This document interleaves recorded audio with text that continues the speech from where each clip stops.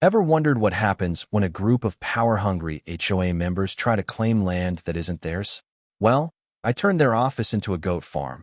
But before we get to that, let me tell you how this all started. I've always been a simple guy. I moved out to the countryside a few years ago to escape the chaos of city life. I found myself a nice piece of land, about 10 acres, just outside a small suburban neighborhood. I built a house, fenced off an area for my goats, planted some crops, and settled into the peaceful rhythm of farm life. It was perfect. No loud neighbors, no traffic, just fresh air, green fields, and the occasional bleating of my goats. That peace lasted exactly 3 years before I got my first taste of HOA madness. One morning, I walked outside with my coffee in hand, ready to start the day. Birds were chirping, the sun was shining, and my goats were happily munching away on the grass. But something was off. Right at the edge of my property, near the road, there was a brand new sign. It was a big, bold, professionally printed sign that read, "Future Community Park. No trespassing except for HOA members." I nearly choked on my coffee. Now, I knew my property bordered a neighborhood, but I had never been part of their HOA. That was one of the reasons I bought this land. I wanted nothing to do with those rule-obsessed, clipboard-wielding tyrants. But here they were, acting like they suddenly owned my land. I walked over, yanked the sign out of the ground, and tossed it aside. Maybe it was a mistake. Maybe some overzealous HOA member put it up on the wrong lot. But before I could even get back to my porch, a car pulled up, and that's when I met Karen Clone 5000. Okay, her real name was Karen, but she had the platinum blonde bob, the expensive yoga outfit, and the permanent scowl of someone who genuinely enjoys ruining people's day. "You can't remove that sign," she snapped before she was even out of her car. "That's HOA property." I raised an eyebrow. "Funny, I thought it was on my property." She crossed her arms. "It's community property now. The HOA has decided to designate it as a public recreational space. You'll be receiving an official notice soon." Now, I'm a patient man, but this was some next-level nonsense. "Karen, this isn't HOA land. It's my private property." She gave me a smug little smile. "Not anymore. The HOA has reviewed our jurisdiction and determined that due to a zoning technicality, your land now falls under our governance. You'll need to remove your livestock and any unauthorized structures within 30 days. I stared at her. "My livestock? You mean my goats?" "Yes," she said, looking disgusted. "Livestock is not allowed under HOA regulations." I took a deep breath. "Karen, I don't live in the HOA." She waved a piece of paper at me. "That's debatable. We'll discuss it at the next meeting." And with that, she got back in her car and drove off, leaving me standing there with my coffee and a growing sense of rage. Sure enough, a few days later, I received an official letter from the HOA. "Dear homeowner, as part of the HOA's commitment to maintaining a safe and aesthetically pleasing community, we are formally annexing your land under HOA jurisdiction.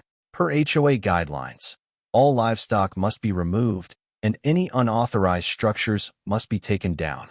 You are also required to submit landscaping plans for approval and pay a monthly HOA fee of $400. Failure to comply will result in fines and possible legal action." I had to read it twice.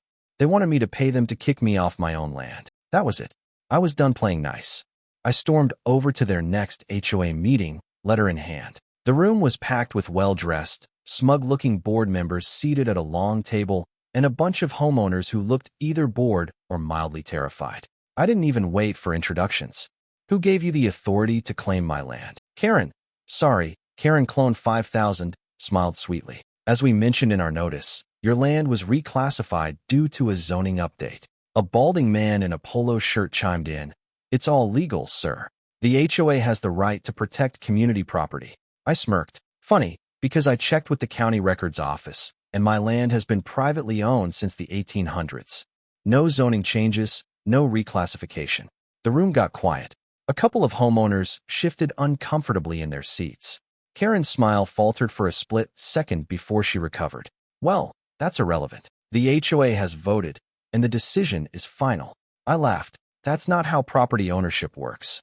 "Sir," she snapped, "if you continue to refuse compliance, we'll have no choice but to take further action." Oh, they took action. All right. A week later, I woke up to find my fence had been cut. My goats had wandered out onto the neighborhood walking trail. And guess who got slapped with a $1,500 fine for endangering the community? Then, The HOA reported me to the county for illegal farming activities. And to top it off, they somehow got my water shut off, claiming I was overusing community resources. That was the moment I knew this wasn't just about my land. The HOA wasn't going to stop until they had full control. And if they wanted to play dirty, fine. I'd play dirtier. They thought they could take my land. They had no idea who they were messing with. What they didn't know was that I had just found out something very, very interesting. The HOA wasn't as powerful as they thought. In fact, their own office building was about to become my new favorite investment. And oh, they were going to regret messing with me, big time. The moment I realized the HOA wasn't just bluffing, I knew I had a fight on my hands. These people weren't just annoying rule pushers. They were playing dirty. They had already cut my fence, fined me for my own goats wandering where they weren't supposed to, and somehow managed to get my water shut off. They were relentless, and I had a feeling they wouldn't stop until I either gave up my land or bent to their ridiculous demands. But if they thought I was going to roll over, they had another thing coming. A few days after the water fiasco, I received another official letter from the HOA. This time, they weren't just demanding that I remove my goats. They were trying to force me to tear down my barn and storage shed. The letter cited violations of community aesthetic standards and unauthorized structures on regulated land. The sheer audacity of it made my blood boil. My land had never been part of their so-called community, and now they were acting like I was the trespasser. I wasn't going to let them win.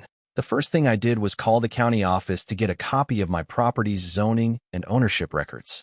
It didn't take long to confirm what I already knew. My land had been private, non-HOA property for over a century. No recent zoning changes, no reclassification, nothing that could possibly justify their claims. In fact, when I brought up the HOA takeover attempt, the county official on the phone was genuinely confused. There was no legal basis for their nonsense. That gave me an idea. If they were going to try and drown me in paperwork, I was going to drown them right back. I hired a lawyer, a good one, someone who had dealt with HOA overreach cases before. Together, we drafted a cease and desist letter demanding they retract their false claims and cease all harassment or face legal consequences. I sent it by certified mail, ensuring someone from their office had to sign for it. Less than 24 hours later, Karen Clone 5000 herself, showed up at my property, furious. "This is completely unnecessary," she hissed, waving the letter in my face. "You could have just worked with us instead of escalating things like this." I crossed my arms. "Worked with you? You cut my fence. You shut off my water. You tried to fine me for land you don't even own. What part of that sounds like working together to you?" She pursed her lips. "We were enforcing community standards." I smiled. "Well, my lawyer is enforcing actual property law." She tried to argue, but she was clearly rattled, and she had good reason to be. A few days later, my lawyer sent the HOA a formal request for documentation. If they truly had the authority they claimed, they would need to provide the legal paperwork proving it. And if they couldn't, their little game was over. They didn't respond. Instead, they doubled down. The next thing I knew, they had filed multiple complaints against me with the county. I was suddenly dealing with inspections for illegal land use, unauthorized livestock, and even environmental violations because of my compost pile. It was blatant harassment, but it also gave me another idea. If they were going to throw every possible roadblock at me, I was going to find a way to hit back even harder. And that's when I stumbled upon something interesting. While I was digging through county records, I decided to check the HOA's financials. A lot of their reports were public record, and it didn't take long to notice something odd.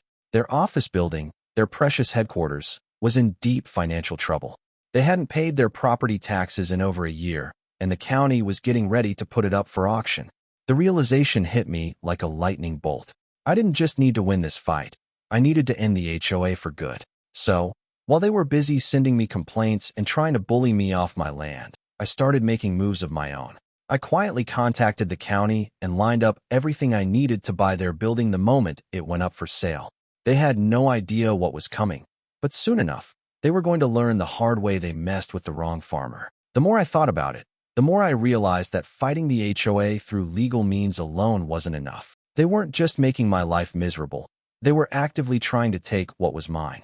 If I only played defense, they would keep coming, finding new ways to harass me, throwing every bureaucratic trick in the book at me until I either gave in or ran out of patience. But I had something they didn't. I had leverage. Finding out that their office building was in financial trouble was the best thing that could have happened. Their entire power structure depended on that building. It was their headquarters, their meeting place, their little kingdom where they held their board meetings and plotted new ways to terrorize homeowners. Without it, they'd have no central hub, no official space to conduct business. They would be nothing. I wasn't just going to stop them. I was going to own them. The first step was making sure I had everything lined up for the auction. I spoke with the county office to confirm that the property was indeed on the list for upcoming tax sales. Sure enough, the HOA had neglected their property taxes for over a year. The county had given them multiple warnings, but they either ignored them or assumed they could find the money before it was too late. That assumption. I started putting together my bid quietly. The last thing I needed was for them to find out what I was up to and try to stop the sale at the last minute. Luckily, most people in the HOA didn't even realize their office was in financial trouble. The board must have been keeping it under wraps, probably assuming they could slap another emergency fee on the homeowners to cover the cost. But raising HOA fees unexpectedly tends to make people ask questions, and with the growing frustration from residents already, they probably didn't want to risk a full-on revolt. While I was getting my bid ready, I kept playing along like I was still struggling with their nonsense. I kept responding to their ridiculous notices with official-sounding letters, wasting as much of their time as possible. Every time they tried to hit me with a new rule, I made them go through the maximum amount of paperwork and procedures before shutting them down. Meanwhile, I started expanding my farm operation. If they were going to try and take away my rights to own livestock, I was going to make sure I had more of them than ever before. I brought in a few more goats, added a couple of beehives, and even started setting up a small farm stand near the road. I was making my presence known, and it was driving them crazy. Karen, of course, was losing her mind over it. She showed up on my property at least 3 more times, each visit more aggressive than the last. The final time, she stormed up my driveway, clutching another one of their pointless violation notices, practically shaking with frustration. "You are in direct violation of HOA policies," she snapped. I leaned against my fence, arms crossed, and smiled. "I'm not in the HOA." Her nostrils flared. "You are illegally operating a commercial farm within a residential zone." "Really?" I asked, raising an eyebrow. "Because the county seems to think I'm perfectly within my rights." She glared at me, clearly caught off guard. "We will pursue legal action if you don't comply." I shrugged. "Good luck with that." She stormed off, muttering under her breath, and I knew then that the HOA was starting to panic. They were running out of ways to control me, and it was only a matter of time before I delivered the final blow. A few weeks later, the auction date finally arrived. I showed up at the county courthouse bright and early, feeling a level of excitement I hadn't experienced in a long time. There were a handful of other people there, mostly investors looking to pick up distressed properties for cheap. And then, sure enough, a couple of HOA board members showed up, clearly hoping to save their precious office. Karen was there too. She hadn't seen me yet, which made it even better. The bidding started, and at first, it seemed like a normal auction. A few people placed their bids, and I sat back, waiting. The HOA board members placed a bid as well, though I could tell they were sweating over it. They clearly didn't have much money to spare. Then, when the moment was right, I tripled their bid. The room went silent. Karen turned around, eyes widening when she saw me sitting there, completely relaxed, arms crossed, enjoying the moment. I watched as the HOA board members whispered to each other in a panic. They placed another bid, but it was weak, barely above their previous one. I let them think they had a shot for about 30 seconds before I doubled my own bid. They hesitated. Then they went completely silent. The auctioneer called for any more bids. No one spoke. And just like that, it was over. I was now the proud owner of the HOA's office building. Karen's face was pure horror. She looked at me as if she couldn't believe what had just happened. The other HOA members looked like they were about to be sick. I just smiled, walked up to sign the paperwork, and casually said, "Can't wait to show you what I'm going to do with the place." They had no idea what was coming next. The moment I signed the final paperwork, the reality of what had just happened started sinking in for the HOA board members. I watched as Karen's face turned an almost comical shade of red, her hands trembling as she gripped the folder she had brought to the auction. She opened her mouth, then closed it, then opened it again, like a fish gasping for air. The other board members stood frozen in shock, whispering frantically among themselves, probably trying to figure out how in the world they had just lost their headquarters to me. I took my sweet time walking out of that courthouse. There was no need to rush. I wanted every second of this to burn into their memories. By the time I reached the parking lot, Karen finally snapped out of her daze and stormed after me. "You can't do this," she practically shrieked. I turned around, feigning confusion. "Do what?" "You can't buy the HOA office," she spat. "That building belongs to the community." I grinned. "Not anymore. Now it belongs to me. You have no right." I pulled out my newly signed deed and held it up. "Actually, I have every right. Bought and paid for, fair and square. You should have kept up with your taxes, Karen." Her mouth opened and closed again, but she had nothing, absolutely nothing. By the time I got back to my farm, the news had already spread like wildfire. Several neighbors, ones who had always hated the HOA but never had the guts to stand up to them, came by just to shake my hand and laugh about the situation. One guy even brought a bottle of homemade wine, saying, "You did what we all wanted to do for years." But the real fun was just beginning. The first thing I did was put up a brand new sign right in front of the former HOA office. "Future home of Goat Haven Farm. Grand opening soon." I made sure it was big enough that nobody could miss it. Less than an hour after the sign went up, Karen and two of her loyal board members showed up, looking like they were ready to explode. "This is completely unacceptable," she hissed, stomping up to me. "Oh," I said, leaning against my truck. "What's unacceptable about it? You can't just turn our office into..." She looked at the sign again, her eye twitching. "A goat farm." I shrugged. "Why not? It's my property now. And from what I hear, a lot of people in the neighborhood are excited about fresh goat milk and cheese." "You don't have the right permits for this," one of the board members, a weaselly-looking guy in a sweater vest, blurted out. I grinned and held up another piece of paper. "Actually, I do. Just got the zoning approval this morning. Turns out, since it's now private property, I can use it however I want, as long as it meets county regulations." Karen looked like she was about to have a stroke. "This is an insult to everything this community stands for." "Funny," I said, rubbing my chin, "because the community seems pretty happy about it." She turned around, noticing for the first time that several homeowners had gathered nearby, watching the exchange with amusement. A few of them started clapping. Someone even cheered. That was when she realized she had no allies left. I watched as her confidence cracked, the realization setting in that she had lost. But she still tried to salvage what little authority she had left. "We'll fight this," she said through gritted teeth. "We'll challenge this sale and take back what belongs to the HOA." "Good luck with that," I replied. "Because from what I understand, without an office, you don't really have an HOA anymore." Her face went pale, and that's when the final blow landed. One of the other board members, a guy who had been quietly standing in the background, stepped forward and muttered, "Karen, we can't challenge it. We're broke. We don't have the funds to fight this." She whirled on him. "What do you mean, we're broke?" He sighed, rubbing his forehead. The HOA account was already drained, covering fines, legal fees, and the property taxes we couldn't pay. We don't have any money left. And now, with no office, we have nothing. The silence that followed was pure bliss. Karen's jaw clenched so hard I thought she might crack a tooth. She turned back to me, her eyes burning with pure hatred, but there was nothing left for her to say.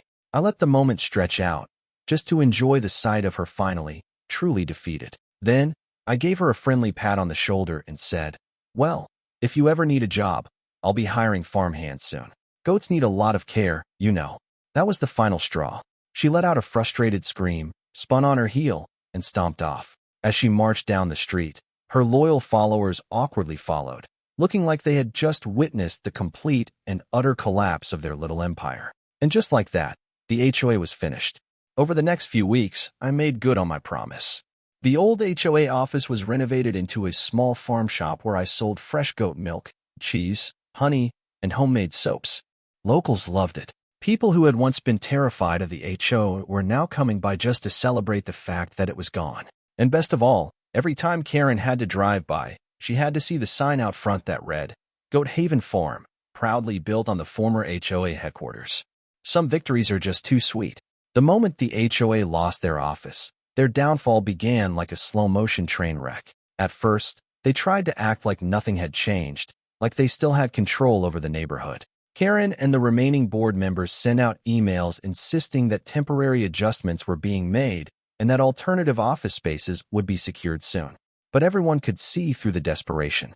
The truth was, without their headquarters, they had nowhere to operate from, nowhere to hold meetings, and most importantly, nowhere to store their endless piles of paperwork and fines. The residents weren't blind. They had seen the power shift. The once almighty HOA, the group that had terrorized homeowners for years, was suddenly scrambling like headless chickens. And people loved it. I kept my head down and focused on converting the former office into my farm shop. But word started spreading that cracks were forming within their ranks. Homeowners who had once been terrified of fines and retaliation were now openly questioning the HOA's authority. Some even stopped paying their fees, reasoning that if the HOA couldn't even keep their own office, what were they going to do about a few unpaid dues? Then the resignation started. First, the treasurer quit, claiming he had been kept in the dark about the financial troubles. He made a big scene about how he wouldn't be held responsible for the board's mistakes. A week later, another board member stepped down, citing stress and personal reasons, which was code for, "I'm getting out before this whole thing collapses." Karen, of course, refused to step down. She clung to her authority like a drowning woman grabbing onto a sinking ship. She started sending out more aggressive emails, demanding emergency meetings, and trying to rally homeowners to protect the integrity of the community. But no one was buying it. The fear was gone. Meanwhile, my farm shop was thriving. The irony was almost too perfect. People who used to be forced to visit the HOA office to deal with fines and complaints were now showing up in the same building to buy fresh goat cheese and honey. Some even brought lawn chairs and sat outside, just to watch as Karen drove by, fuming. Then came the final blow. A group of homeowners, tired of the HOA's nonsense and desperate to reclaim control over their own neighborhood, held a meeting to dissolve the HOA entirely. They had the numbers, they had the support, and without the ability to enforce anything, the HOA was already on its last legs. I wasn't invited to the meeting, but I heard about it afterward. Apparently, Karen tried one last time to keep her grip on power, ranting about how the neighborhood needed structure and how without rules, things would fall apart. But nobody cared. The vote was cast, and the decision was made. The HOA was officially disbanded. The aftermath was glorious. The neighborhood practically celebrated. People tore down their old violation notices and laughed about all the ridiculous fines they had paid over the years. Some even threw a block party, and I got multiple invitations to bring my goats for a guest appearance. Karen, on the other hand, vanished. Rumor had it that she moved to a different neighborhood, probably looking for another HOA to terrorize.